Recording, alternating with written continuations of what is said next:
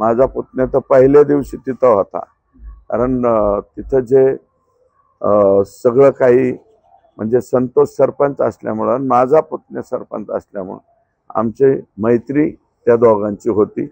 प्रत्यक्षात संतोषला मी पाहिला नाही, पण भारतीय जनता पार्टीचा एका बूथवर संतोष आणि एका बूथवर धनंजय हे दोघं जण थांबलेले आहेत. आणि माझ्या पार्टीचा बूथ प्रमुख त्याची अतिशय चुकीच्या पद्धतीने हत्या केली गेलेली, त्यात लॅकुनो राहू नये म्हणून आम्ही या ठिकाणी एकत्रित आलेलो आहोत.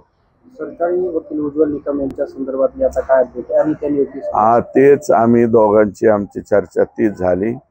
आणि माझं मत असं आहे की उद्यापर्यंत किंवा सोमवारपर्यंत उज्ज्वल निकम साहेबांची ऑर्डर निघेल.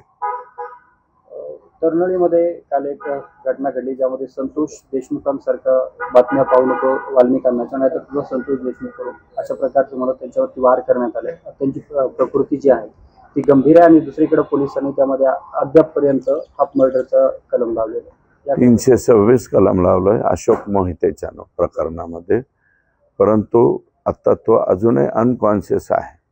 तर आम्ही सर्टिफिकेट आता ग्रीवियस आल्याच्या नंतर त्याच्यामध्ये 1009 त्या ठिकाणी लागेल.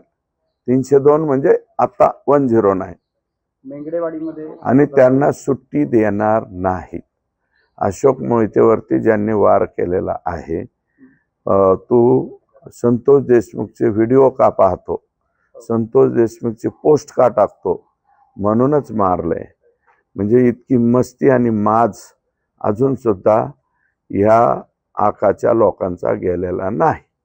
माज अजून शिल्लक आहे. नाही, याकडे महत्वाचं हे आहे की आता एवढ्या निर्घुण पद्धतीनं माझ्या भावाची हत्या केली.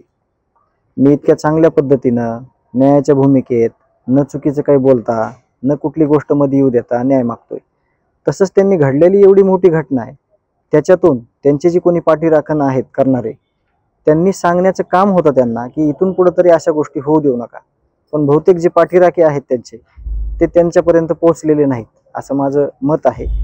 आणि पोहोचलेले नाहीत याचा अर्थ असा आहे की ह्या गोष्टी ज्या चालल्यात त्या योग्य आहेत अशी त्यांची भूमिका असेल.